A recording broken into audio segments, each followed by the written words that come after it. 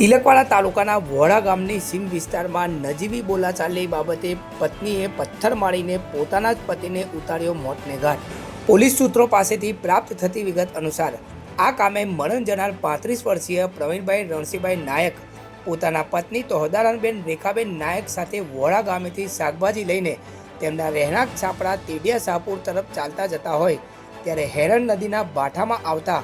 મરણ જનાર પ્રવીણ નાયક અને તેમના પત્ની તોહદારન નાયક વચ્ચે કોઈક બાબતે બોલાચાલી થયેલ હોય, જેથી પત્ની તોહદારન નાયક ગુસ્સે ભરાઈને નજીક પડેલા પથ્થર હાથમાં લઈને પતિ પ્રવીણ નાયકને માથાના ભાગે મારીને જીવલેણ હુમલો કરી મોતને ઘાટ ઉતાર્યા હોવાની ઘટના સામે આવી છે।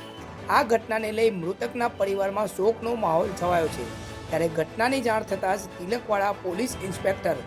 AP સોલંકી પોલીસ સ્ટાફના માણસો સાથે ઘટના સ્થળ પર દોડી આવ્યા હતા અને મૃતકને તિલકવાડા સરકારી હોસ્પિટલ ખાતે મોકલી આપી મહિલા આરોપીને ગણતરીના સમયમાં ઝડપી પાડીને તિલકવાડા પોલીસ મથકે લાવી આગળની કાર્યવાહી હાથ ધરવામાં આવી છે।